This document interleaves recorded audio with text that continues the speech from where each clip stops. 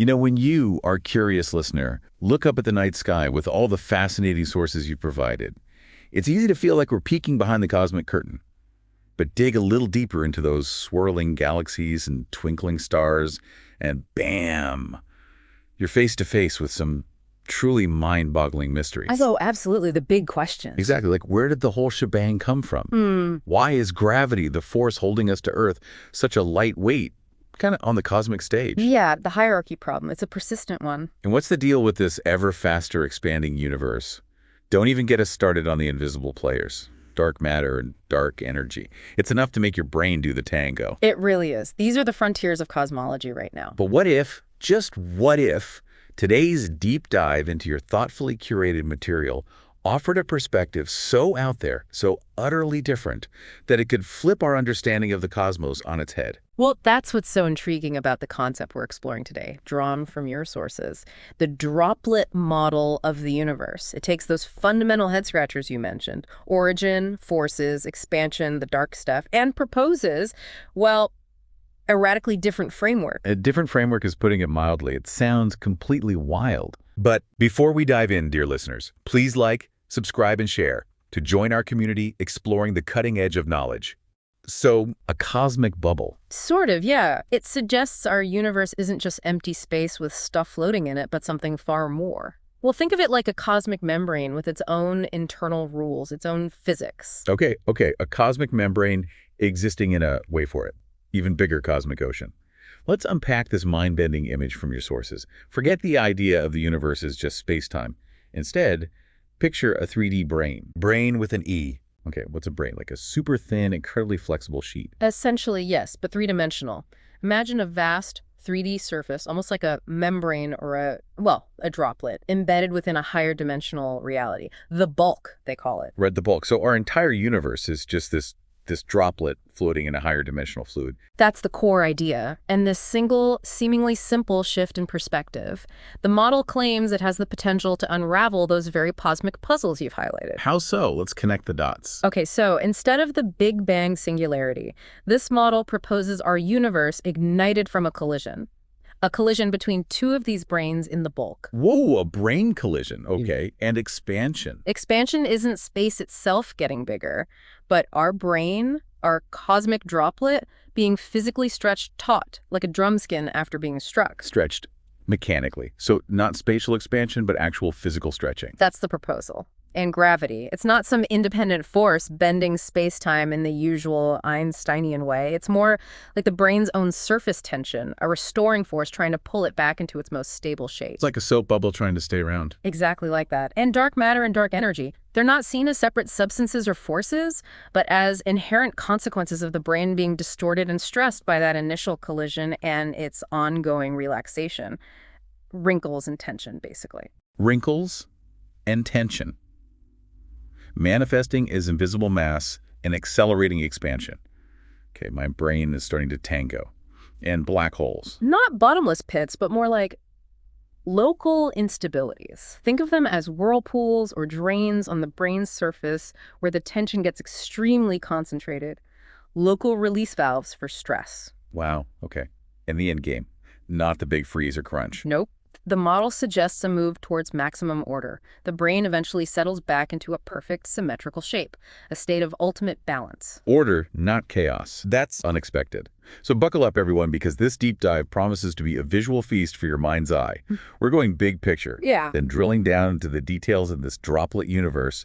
Let's see if we can get those aha moments. Absolutely. Let's start with the bedrock, this idea of higher dimensions and our universe as a 3D brane, this droplet floating within them. Right, higher dimensions. Always sounds like pure sci-fi, but your sources link it to string theory, mentioning up to, 11 dimensions? How do we even wrap our heads around that? It's tricky. The classic analogy is the garden hose. Imagine an ant walking along it. Okay, yeah. Ant sees forwards and backwards, maybe. One dimension. Right.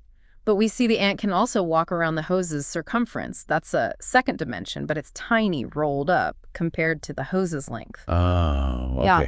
So the extra dimensions in string theory might be like that circumference, incredibly small, curled up so tightly we don't directly perceive them in our everyday experience. Precisely. And our universe, our 3D reality, is like the surface of that hose, Embedded within this larger, higher dimensional space, the bulk, we're confined to this 3D brane. Confined. Okay.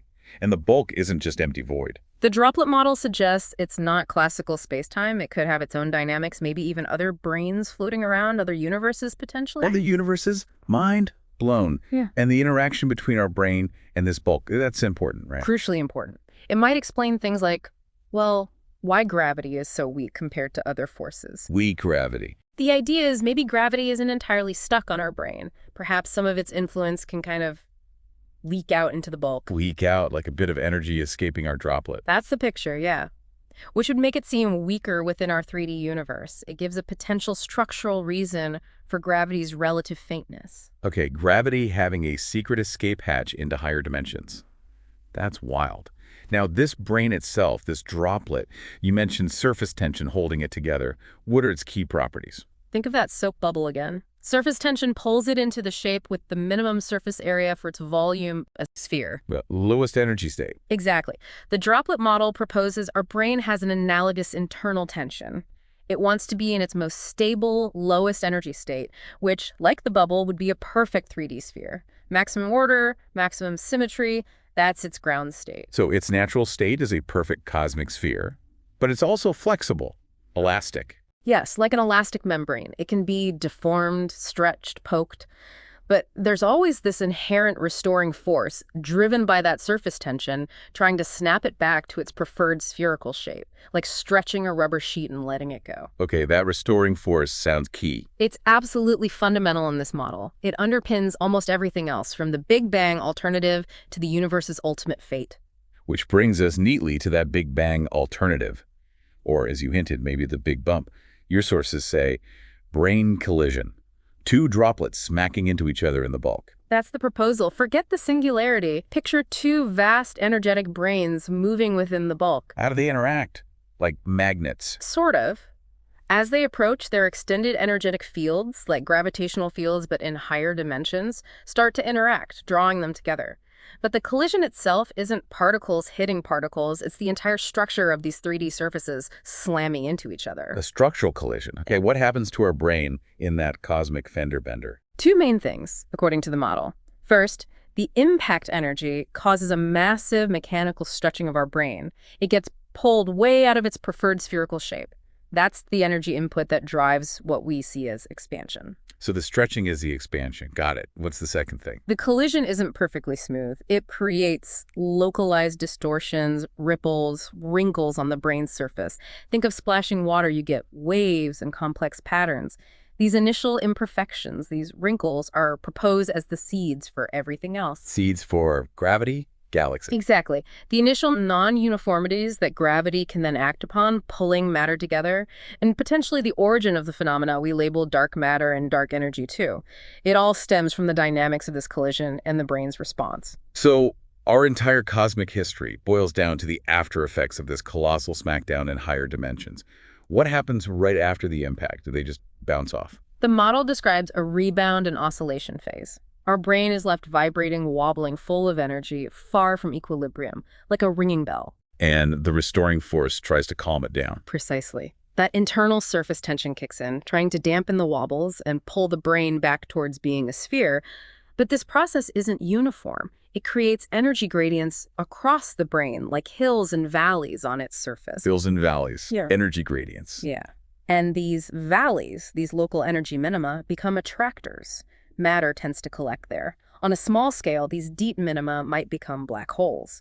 On the largest scale, the overall tension gradient drives the large-scale structure formation and is what we perceive as gravity. Okay, so it's this interplay.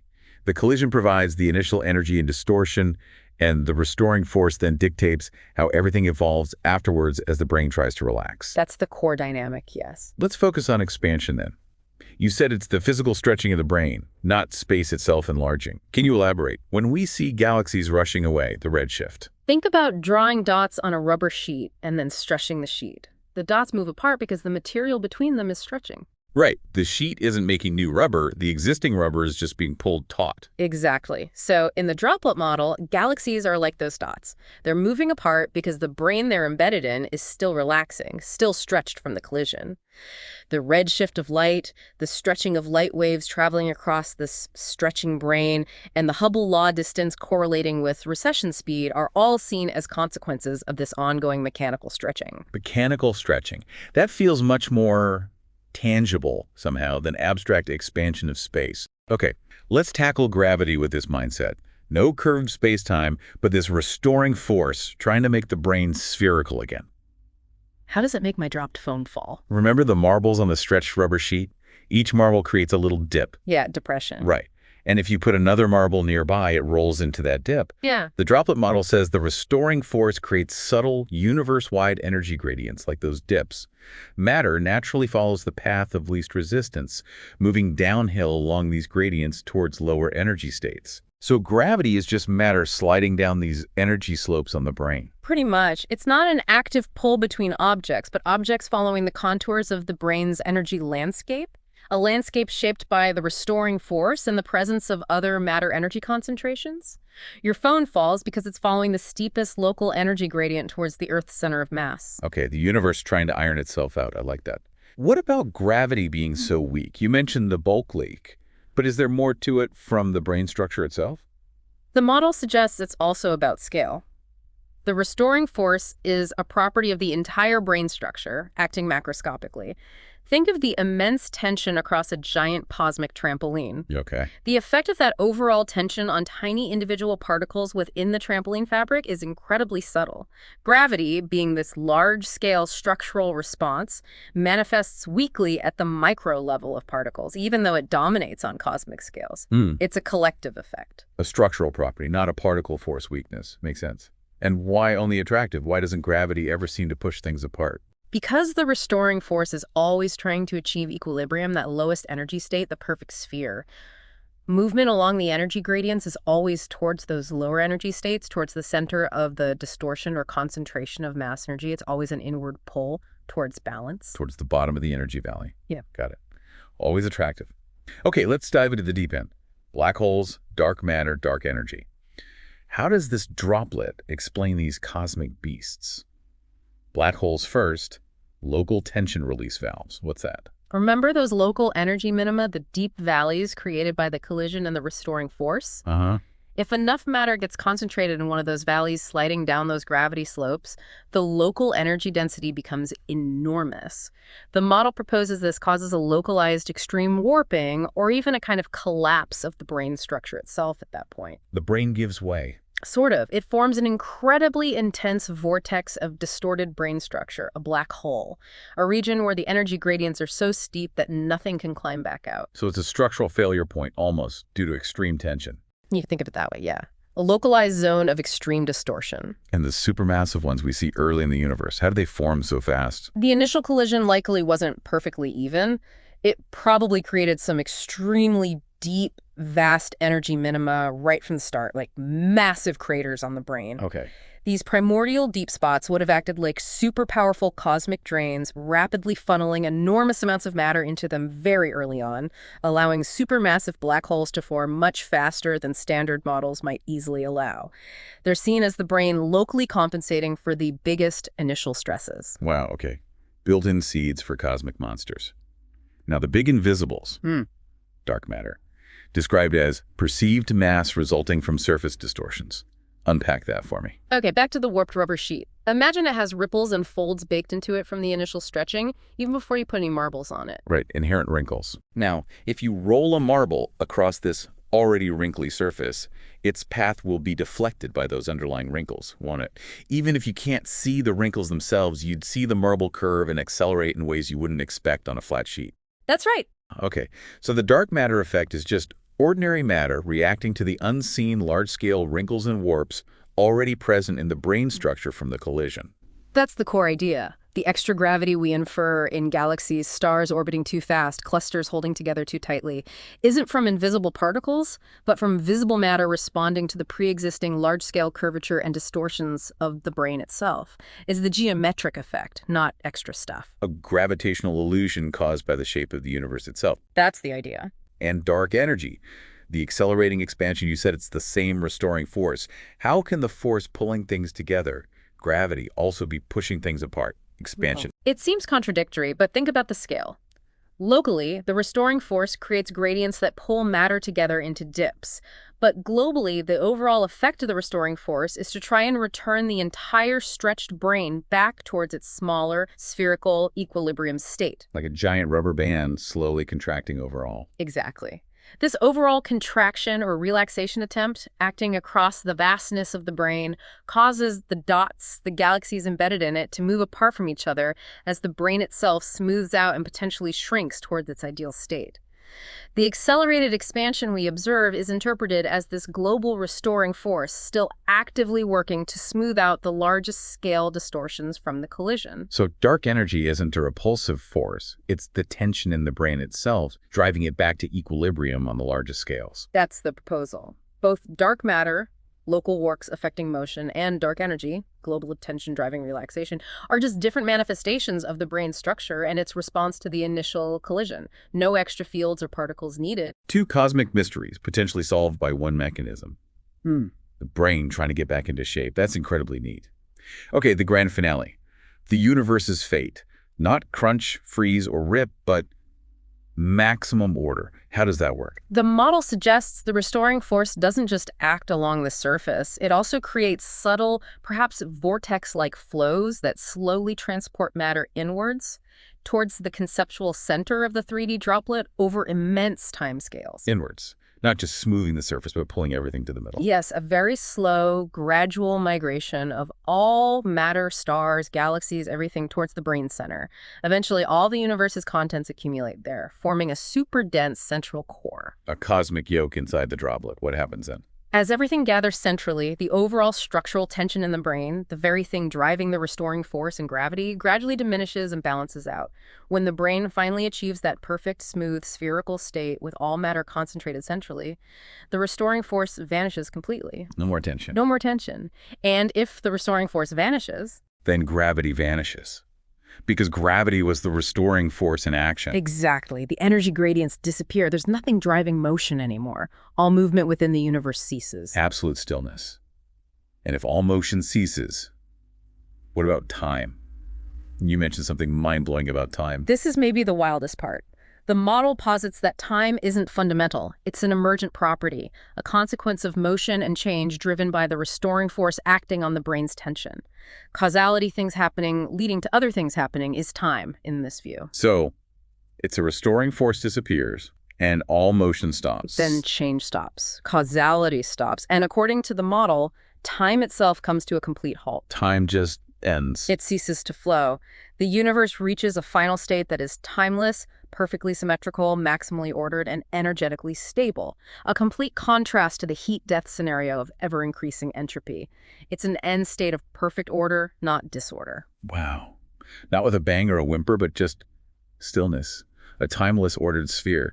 That is fundamentally different from anything I've heard before. It really is. It reframes the entire cosmic narrative, suggesting this inherent drive towards equilibrium and order, culminating in a state beyond time. It's a staggering thought. The droplet model, whether it matches reality or not. It paints this incredible coherent picture. From a violent brane collision through expansion as stretching, gravity as tension, dark phenomena as structural effects, black holes as release valves, all leading to this final, silent, timeless order. It connects everything. It offers that unified perspective, yes. A universe striving, ultimately, for perfect balance, where the very dynamics that drive change eventually cancel themselves out. The link between time and motion, the idea that time itself could cease, that's deeply provocative. It absolutely is. It makes you question the fundamental nature of time, doesn't it? Is it really this unstoppable river or just a feature of our current dynamic phase of the universe? A universe aiming for stillness. What does that even mean? It's definitely something to chew on. A final state beyond entropy, beyond time. It's certainly awe-inspiring to contemplate. Well, thank you for guiding us through this absolutely mind-bending journey with the droplet model, drawing on all those fascinating sources our listeners provided. It's definitely shaken up my cosmic perspective. Mine too, revisiting it like this. It's a compelling alternative narrative. And to all of you out there listening, if this deep dive into a very different kind of cosmology sparked your curiosity, maybe bent your brain a little, please do hit that like button and subscribe. We love diving into these complex, thought-provoking ideas. Keep questioning, keep exploring. Absolutely. Question everything. We'll catch you next time for another plunge into the deep dive.